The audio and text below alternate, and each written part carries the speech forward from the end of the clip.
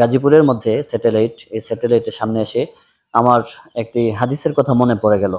রাসূলুল্লাহ সাল্লাল্লাহু আলাইহি ওয়াসাল্লামের মুসলিম শরীফের একটি বর্ণনা। আল্লাহ রাব্বুল আলামিন এবং ফেরেশতাদের সাথে কথোপকথন। ফেরেশতারা আল্লাহ রাব্বুল আলামিনের কাছে প্রশ্ন করেছিলেন, ইয়া রাব্বাল আলামিন, আইয়ু শাইইন আশাদ্দু মিন খালকিকা? পৃথিবীর জমিনের মধ্যে সবচেয়ে উত্তম আ শক্তিশালী কোন জিনিস আপনি সৃষ্টি করেছেন? আল্লাহ রাব্বুল আলামিন বলেছেন যে, আমি সবচাইতে শক্তিশালী পাহাড় তৈরি করেছি। তখন ফেরেশতারা জিজ্ঞাসা করেছেন, আইয়ু শাইইন আশাদ্দু মিন খালকিকা?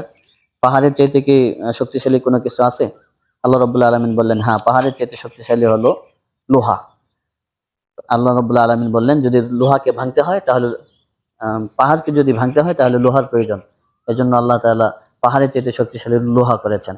ফেরেশতারা আবার জিজ্ঞাসা করেছেন, আইয়ু শাইইন আশাদ্দু মিন খালকিকা? এর চাইতে শক্তিশালী বস্তু কি বানিয়েছেন? আল্লাহ রাব্বুল আলামিন বললেন, আমি লোহার চাইতে শক্তিশালী করেছি আগুন। আগুন এই জন্য শক্তিশালী করেছি যে একটা লোহাকে যদি গলাতে হয়, একটা লোহাকে যদি নরম করতে হয় তাহলে আগুনের প্রয়োজন। এজন্য লোহার চাইতে শক্তিশালী আল্লাহ তাআলা আগুন বানাইছেন। ফেরেশতারা জিজ্ঞাসা করেছেন, আইয়ু শাইইন আশাদ্দু মিন খালকিকা? এর চাইতে শক্তিশালী কি কোনো বস্তু সৃষ্টি করেছেন? আল্লাহ রাব্বুল আলামিন বললেন, হ্যাঁ, এর চাইতে শক্তিশালী করেছি বাতাস। কেন বাতাস? যে যখন কোথাও আগুন লেগে যায় তখন সরি, এর চাইতে শক্তিশালী হলো পানি।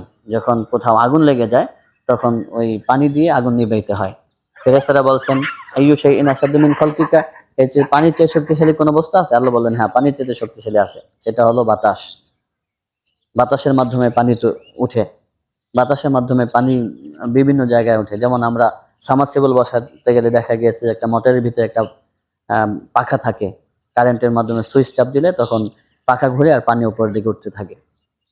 ফেরেশতারা বললেন, এর চাইতে শক্তিশালী কি বস্তু আছে? আইয়ু শাইইন আশাদ্দু মিন খালকিকা? আল্লাহ রাব্বুল আলামিন বললেন, এর চাইতে শক্তিশালী করেছি আমি মানুষ, বনি আদম, মানুষকে শক্তিশালী করেছি। ফেরেশতারা বললেন, মানুষকে কেন শক্তিশালী?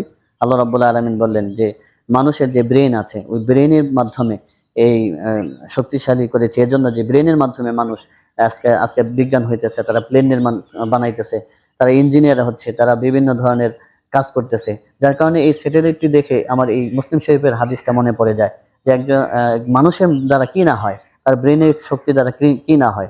আজকে এই স্যাটেলাইটটি দিয়ে আপনাদেরকে দেখাচ্ছি যে এখান থেকে সারা বিশ্বের খবরাখবর আদান-প্রদান করা একটা নেটওয়ার্কের ব্যাপার ছড়িয়ে দেওয়া হয়েছে। আল্লাহ রাব্বুল আলামিন মানুষের এই ব্রেইনকে এত শক্তিশালী করেছেন, জ্ঞানকে এত শক্তিশালী করেছেন।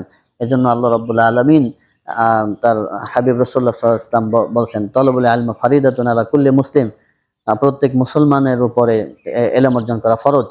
এজন্য আমরা বেশি বেশি করে ভালো ইলম শিক্ষা অর্জন করব, জ্ঞান অর্জন করব। জ্ঞান অর্জন করলে অনেক কিছু শেখা যায়, অনেক কিছু জানা যায়। আল্লাহ তাআলা আমাদেরকে তৌফিক দান করুক। আসসালামু আলাইকুম ওয়া রাহমাতুল্লাহি ওয়া বারাকাতুহু।